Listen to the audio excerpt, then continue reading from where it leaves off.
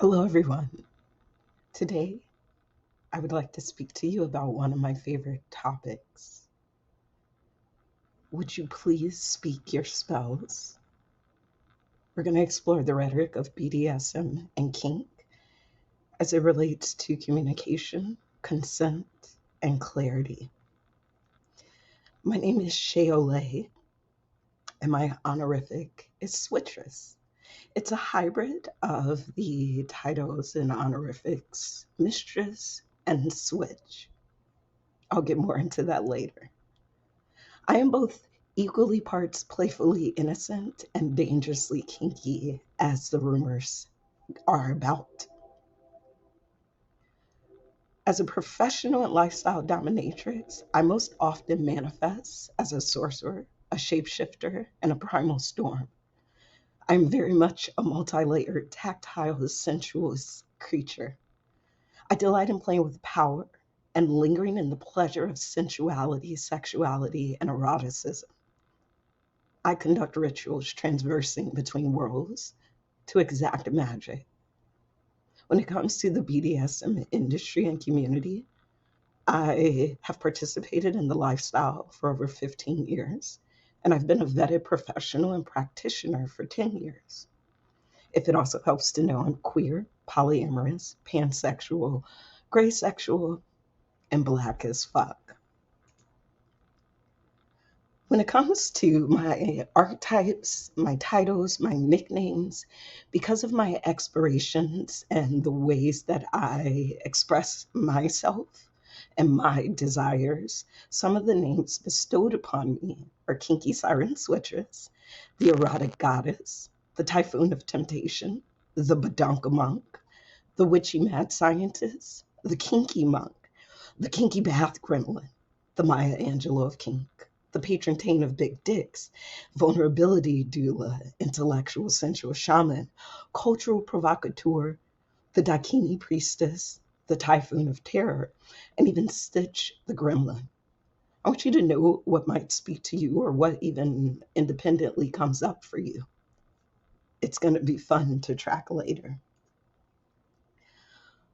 When I titled this talk, I thought about speaking your spells. To speak means to utter, to articulate, to express, to make known, to intercede, recommend, or advocate for. I want you to speak yourself into existence. I want you to utter your spells. And what are these spells? Spells are words or phrases that possess power. They're phrases that possess charm. It's an incantation of desires. I want you to speak the incantations of your desires. A spell is a state of enchantment. I want you to express your state of enchantment. A spell is an irresistible influence or seduction. I want you to articulate your seductions. A spell is a curious fascination. I want you to start making known your fascinations, or I guess I invite you to. I can't make you unless I can. Overall, the point is when I say to speak your spells, we can actually create the worlds we live in. I myself, I have to be very careful with what I think, believe, and even what I say, because so shall it be. I love going into definition so I can ensure we're speaking on the same things. So when I talk about the rhetoric, I'm speaking of just the clarity of communication so that I can fully consent to my desires. And honestly, rhetoric is like the effective use of language and understanding the power of it, especially as it relates to BDSM and kink, so you can move closer to your desires.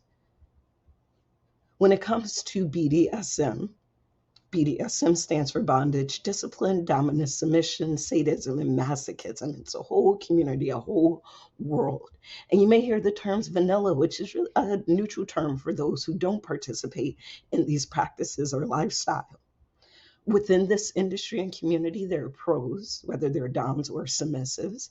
There's those who engage in pickup play, those who have a little bit of kink in their like vanilla relationships ish, and even those who have lifestyle DS dynamics that even can range to 24/7, like a Switchress and her slave. We've touched a little bit on how certain people can have an honorific and titles, and then within this whole world, there are fetishes and kinks that can be explored under the umbrella of BDSM. I want to tell you a story of how what I wanted was a bath maiden and a butler when I talk about speaking your spells. I've had experiences both romantically and platonically and kinkily where someone has groomed me. They have bathed me, they have shaved my skin, they've washed my hair, they've moisturized my skin. I've had people who have created potions for my baths based on my moods and whether they wanted me to stay in that mood or shift that mood. I've also had experiences with butlers when it comes to luxury travel and exploration. And I've always wondered, how can I have a full-time butler and bath maiden? And what would that look like? How can I go even deeper? I don't know if it's a rule or not, but I made it up, right? And I started speaking to what that might look like. And I started to call that in to a point that I now have someone who refers to themselves as my major domo. And there are two people I'm vetting and are taking into consideration as my service tops, in which their role would be to be my bath maiden. This touches a bit into the kink of goddess worship as well. You can create really whatever you want if you think about your fantasies and what comes up for you. Ask yourself, what do you desire? I desire a bath maiden and a butler, and they're in my life. I guess before we could get to that, if you don't even know what you desire and you don't know your kinks, we got to start with your relationship status. And what I mean by that is I have some questions. What is your relationship to power? What is your relationship to rejection? What's your relationship to boundaries? What's your relationship to desires? What's your relationship to touch? What is your relationship status to yourself? When I want to engage more deeply with others in a thoughtful, meaningful, pleasureful way, especially relates to kink, play, exploration, eroticism, and movement, it's important that I have intentional conversations with both myself and them so that there can be clarity, which allows for freedom. What is your relationship status? When it comes to explorations of BDSM, you can, or I invite you to have this kind of conversation with yourself as well as those who you want to engage with. I think it's first important to identify yourself. Who are you? And that varies per person. What is important for you to know of yourself and for the other person or people that you want to engage with. How are you willing to show up for yourself? How do you self regulate? How do you further develop your emotional intelligence? How do you take full responsibility for your autonomy, sovereignty, and agency? Who are your archetypes? What's your attachment style, your erotic blueprint, or even your love style, your gender, your sexuality? Assume nothing. Remain curious about yourself and the other person, but identify yourself in your conversations. Who are you? What are your erotic cravings, right? When you talk to yourself and others, what do you desire? There are plenty of kink checklists out there that list a variety of them, from wax play to role play, impact play, suspension, sadomasochism, goddess worship, edging, breath play, sharps, objectification, humiliation. There's so many out there. Which ones intrigue you? Which ones have you tried? Which ones have you been a top or bottom to? Which ones pressed against your hard limits or not? If you created a map of your desires, a map of all your fantasies, the fantasines that you want to have, what does that look like? My desire Right? In my own life, I hunger for power exchange, energy exchange, and sensations of pleasure.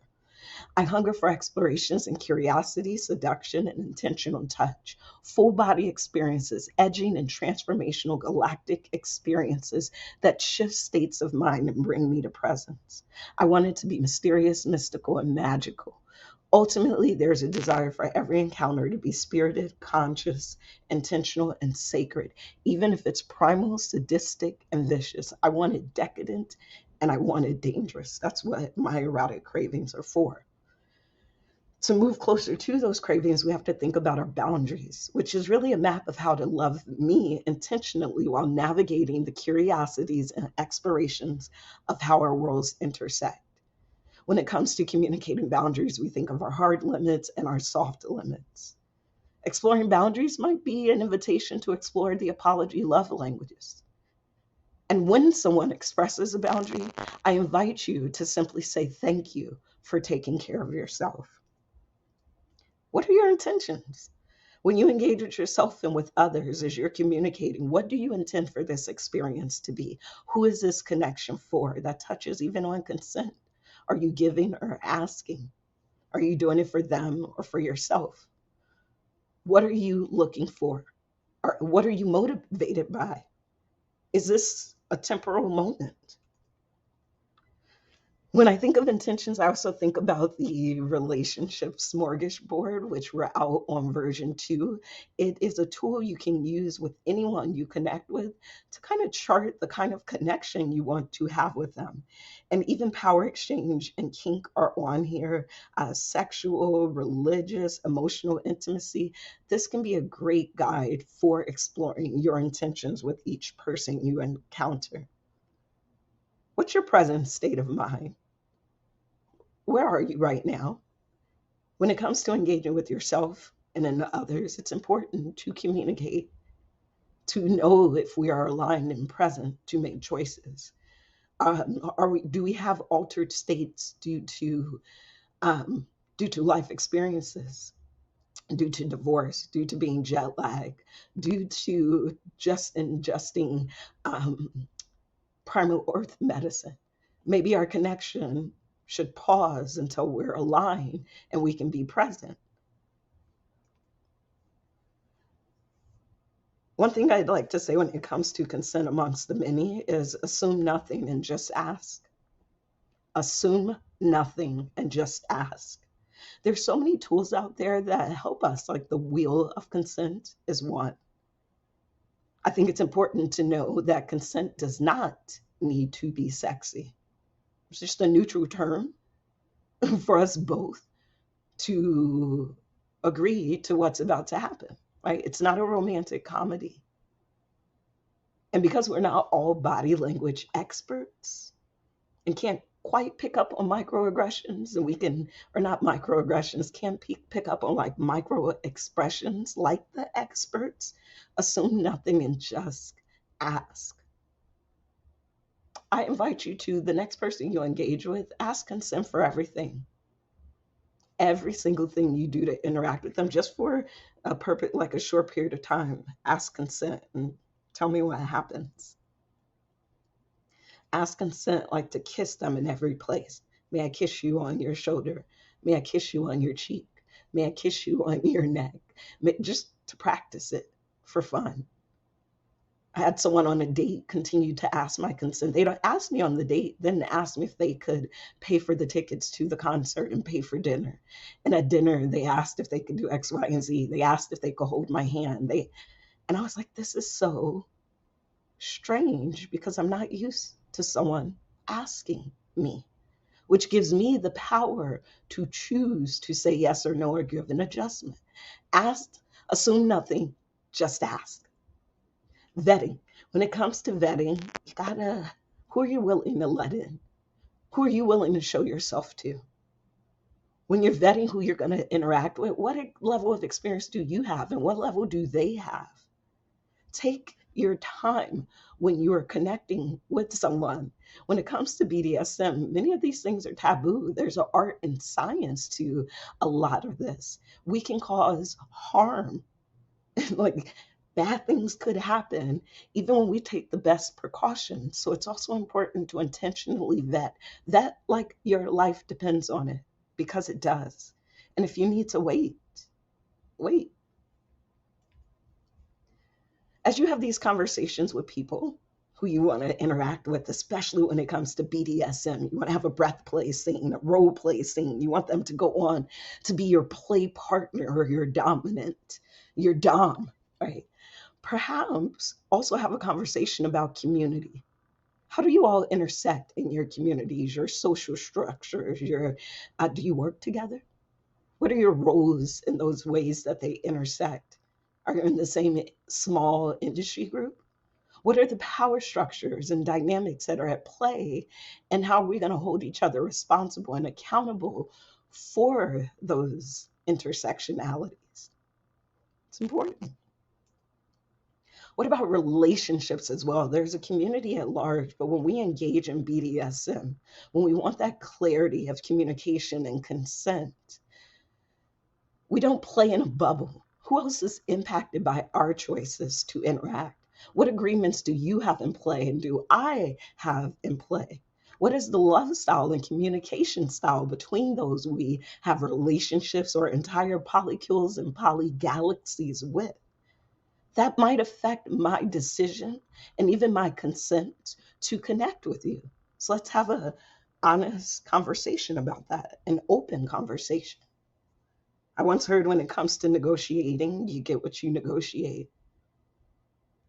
There's so many guides out there for like negotiating checklists and handouts where they give prompts for discussing emotional triggers, safe words, allergies, the experience you're looking to have within the scene, whether playful or serious, what your roles are going to be. These things would be helpful. I was negotiating a scene, and as a switchress, I can be top or bottom. I can be submissive or dominant. And our questions between me and this person were they were off a bit. And then I finally had to say, oh, wait, what roles are we playing in this scene? And they explained that they expressed that they desired to have me in the scene as a bottom or submissive. And I was like, oh, okay. I had to shift my frame of mind. So you need to negotiate because you get what you negotiate. Even though you may be a submissive or bottom, you also get to express yourself.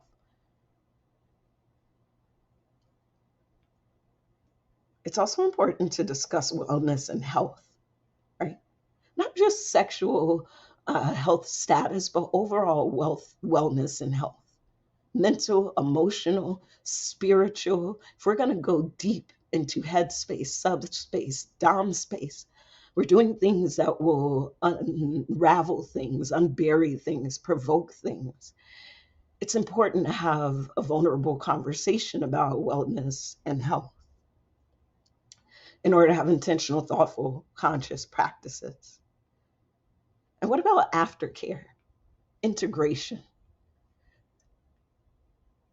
How do we care for each other's systems thoughtfully, considering the experience we just had? Whether you're the bottom or the top in the scene, both need aftercare. Both need a transition time. The level of responsibility of who has to do what is partially based on what you negotiated. But this is a time to have a conversation around that. What do we both need to integrate into this next moment? What does self care look like as part of my aftercare practice? What is the care between the two people or all those involved? Perhaps we outsource our aftercare. What is true integration?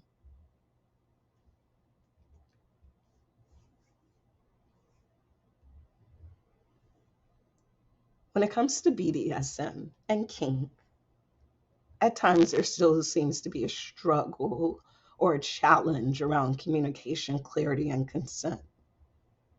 So this is especially a challenge when there's even the narrative that like consent is sexy. And consent's required.